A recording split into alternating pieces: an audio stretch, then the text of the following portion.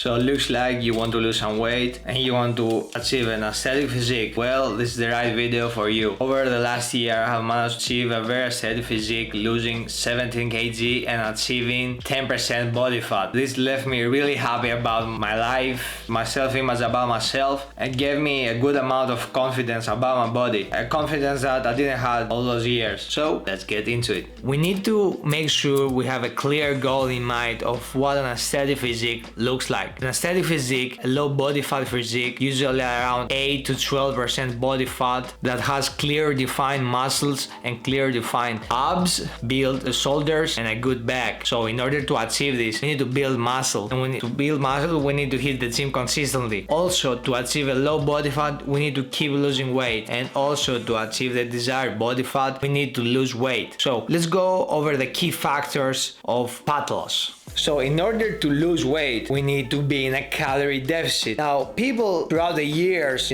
suggesting me that I should eat healthy. Eating healthy will cure all the problems and I will be good. I will lose all the weight. I should stop eating bread. I should stop eating, sweets, and I will lose weight. And those things definitely help. Which brings me to the next point, which is cardio. Lots of people told me I need to be running all the time, doing cardio, to burn off that fat. But in reality, all that cardio does is improve our cardiovascular ability and just burn more calories. So the name of the game is just calories in, calories out. So when we understand that, we know if we want to do cardio, we will do cardio for extra calories and for our cardiovascular activities to improve our health. But if we don't want to do cardio like I did, I didn't do any cardio, I just did cardio to feel good, we can just stop doing cardio and we just can focus on our nutrition. I'm not saying that you shouldn't move on a day-to-day basis, because if you're someone who sits all the time, you might need to move a little bit.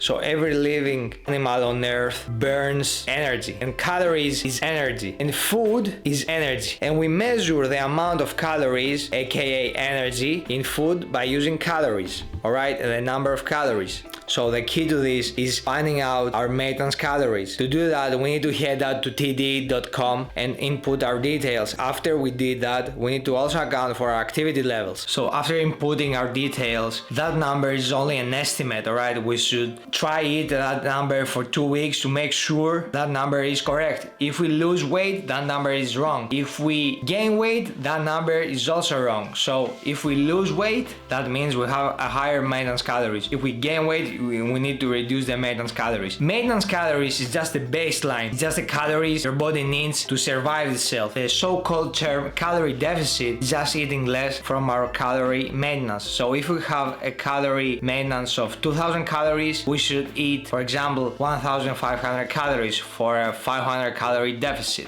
Starting small with a 500 calorie and then increasing, because your body and your habits need to adjust over time. So it might be better for you if it's a long path of fat loss to start slower, because it will be longer. Moving on to my next point, which is tracking our food, alright? We need to track everything we eat, because we need to know how many calories each food has. To do that, we need to download an app called MyFitnessPal. There it has a big food database, and you can use foods that have the verified tick next to their name, making sure that it's the right amount of calories that it says, and it's a trusted source. So depends on your lifestyle, you need to arrange how each meal will be. I mean, if you work in the night, you should change your meal, and you should organize how you will distribute all your meals. If you follow 2000 calorie plan, you cannot eat 2000 calories all at once, because all the day you will be really hungry and you don't want that. But you can do also that. I mean, your body can adjust, but you get the point. You are who you will decide you will be, alright? What I suggest is after each meal, like 300 to 400 calorie meal, or even 600 calories, you can wait 2 to 3 hours to eat your next meal. Now, while losing weight, we need to make sure we eat the right foods, because if we don't eat the right foods, we're gonna eat, pizza, bunch of chocolate bars, and we end up with no calories, and our appetite will be through the roof. So in order to do that, we need to eat high protein foods, because high protein foods help with appetite suppression, sustaining muscle mass, and also building muscle, which is very important.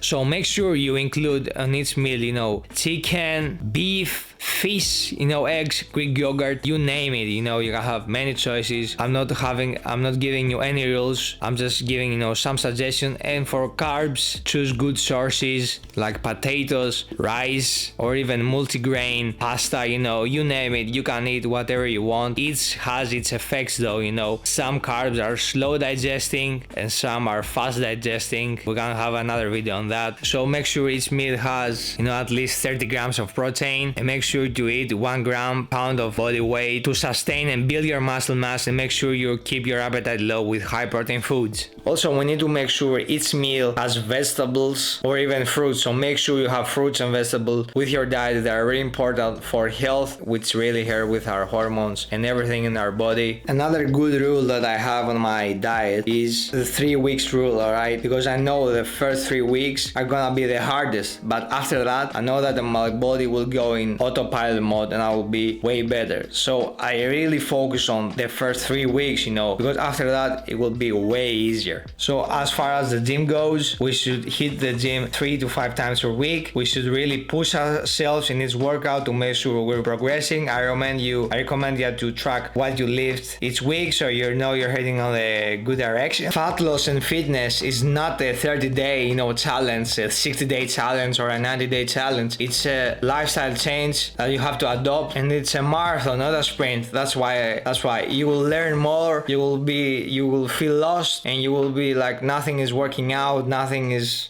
good right now, but you make some progress, and that's what matters. If you have any questions, please leave them down below.